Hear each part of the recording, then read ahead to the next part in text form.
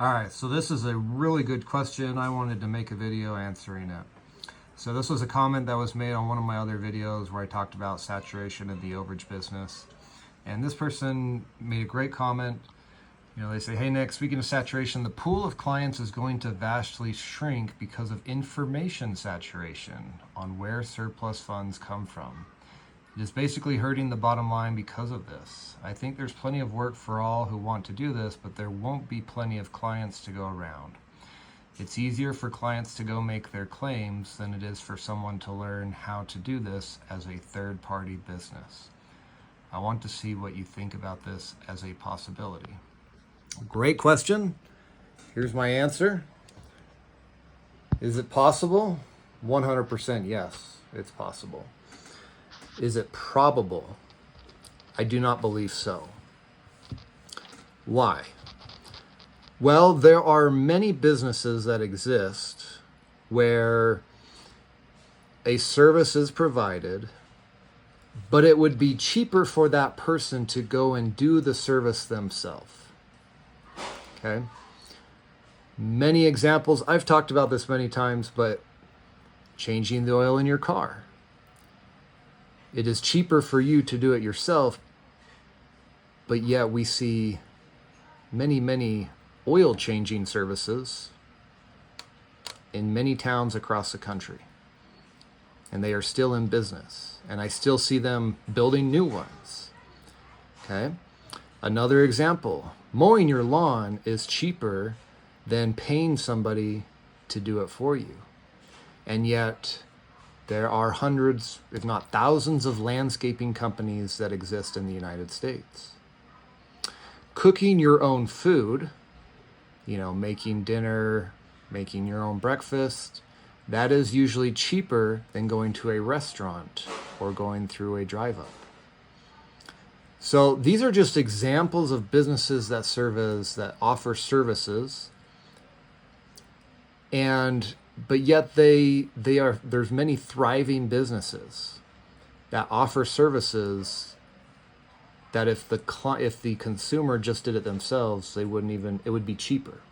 Does that make sense? Overages is no different. Of course, people can claim funds themselves. The question is not whether it's cheaper for them or if they can, because they absolutely can. The question is, do they want to? Do they want to do it themselves? Because there will in all industries, there is always a percentage of people that will pay somebody to do something for them. Okay? And that is the same in the overages business. Now, this person mentioned information saturation, and that's a very, I like that term, okay? Because yes, we are living in a day and age where information is abundant. Many people can, figure out how to do things themselves thanks to YouTube, thanks to Google. And of course, people could go online, figure out how to, find a claim form or figure out how to file a petition for their surplus, and they could go do it themselves with the court. They could look on their county court houses and see if there's a, done-for-you resource for them. So yes, I think the ease and the accessibility of information may help more people file claims on their own. But I don't believe that it's significant enough to, eliminate the potential client base in surplus funds. And not only this, one thing that I do when I'm speaking to a prospective client is I try to actually give them information so that they understand what is going to be required of them if they choose to do it themselves. Okay? And here's the thing, utilize the abundance of information to your advantage. And what I mean by that is you want to let people know that, hey, if you're going to do it yourself, you can absolutely do that. Here is what you are going to have to do, okay? You may have to hire an attorney. You may have to pay them an upfront retainer. You're going to have to fill out the paperwork. You're going to take time doing that. You're going to figure out where to file it, when to file it by, make sure it's done properly so that the claim doesn't get denied. Make sure that nobody else is entitled to that funds. Make sure there's no other mortgages or liens, because if you file and there are lien holders, they have priority to that money. So you may be wasting your time. And you give them this list, right, of the things that they're going to have to do. If you're working with heirs, hey, you may have to go open a probate. You may have to serve as a personal representative. And you tell them what needs to happen. And what I have found is when I tell people that, they say, oh, that seems like a lot of work. Maybe I'll just have you do it for me. Now, not everybody does that. Some people will say, oh, okay, I'm going to do it myself. Great. Wish you the best. Good luck. I hope it works out for you. And in some cases it does, and that's perfectly fine. I have no issue with that. Okay?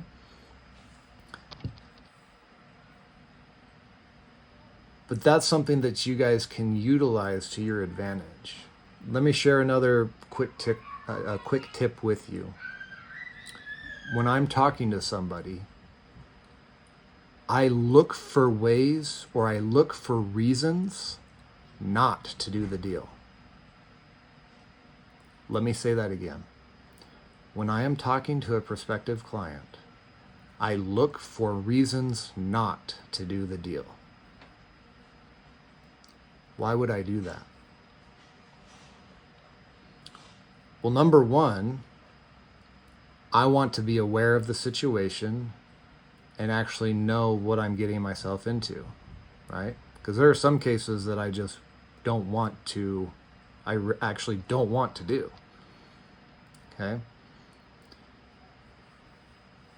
But then I can also use those reasons to either one, help them understand that, like, if I can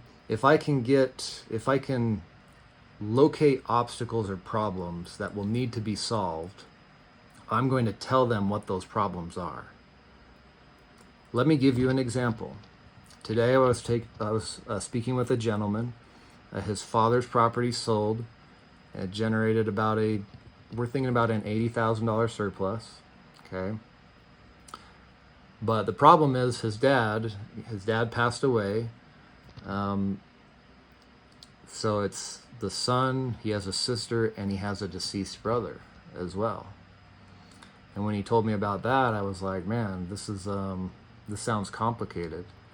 Okay. And I told him, the court might require us to do a probate for your dad. Depending on when your brother died, we might have to do a probate for your brother too, on top of claiming the surplus. That's 3 different court procedures that I would have to do for you. And I don't know if I want to do that. I don't know if I want to shell out the legal expenses to do all 3 procedures. We might not be a good fit for you. You might be better off doing it yourself. Okay? And I will tell people, we might not be a good fit for you. Okay? I look for reasons to not do the deal. And then I tell them what those reasons are. Because there are things that I don't want to do. There are things that I don't want to pay for. But also, I'm informing them of what needs to happen for them to get their money back so that they have the opportunity to do it themselves, which then also, that gives them information, which also makes it so that I'm more of a consultant to them. I'm not trying to sell them. I'm giving them the lay of the land so that they can make the best decision for them. And that's just the way I like to do things. Have other ways worked? Like, there's lots of old ways of selling, You know, and there are some people that teach, hey, don't tell them where the money is, don't tell them what the money's from. I don't agree with that, and the reason I don't agree with that is because I didn't get results using those methods. So I had to figure out my own way. The second reason that that I will look for obstacles or look for ways to not do the deal is then they are able to understand the services that I am providing, and I'm able to justify my percentage. Like in many cases, it's not just claiming the money. There's more to it in a lot of cases. And that's the same, that's with any case, actually. Claiming the surplus is just one aspect of the job. What about the time it took to research the deal? What about the time it took to make contact with them? What about the time it's going to take to do a probate if a probate's required? What about the time and the resources that you have to put out in finding and hiring competent attorneys and legal help? Okay. What about what happens when maybe there is another claim that gets filed and you have to battle for them? Okay, there's all of these things that can happen within a surplus funds case, and they need to be aware of those things so that they understand that it's not always just as simple as just filling out a form. In some cases, it is, but in many cases it's not. Okay, and so bringing it back to the main point of this video is: do I believe that there will be a shortage of clientele to serve in the overage business? Is it possible? Yes. Is it probable? I would say no. Okay. And that's just my thoughts on this matter and my opinions. Maybe I'll be wrong in 10 years. Maybe this business won't exist in 10 years. But the other thing that I always come back to too is, let's say there's a bunch of people that are owed overages today, and they all decide to do it themselves. Okay, great. Well, what about tomorrow? What about the next day? What about the foreclosures and tax sales that are going to happen tomorrow, and the next day, and the day after that, and so on and so forth? Because here's the thing. Here's what would have to happen for overages not to exist anymore. Here's what would have to happen if the overage business were to die. People would have to stop dying. People would have to stop getting divorced, and people would have to stop having financial hardship in their life. When those three things happen, when somebody dies, when somebody gets divorced, or when somebody has a financial hardship, that leads to the loss of property via foreclosure or tax sale. Now, if those things aren't happening anymore,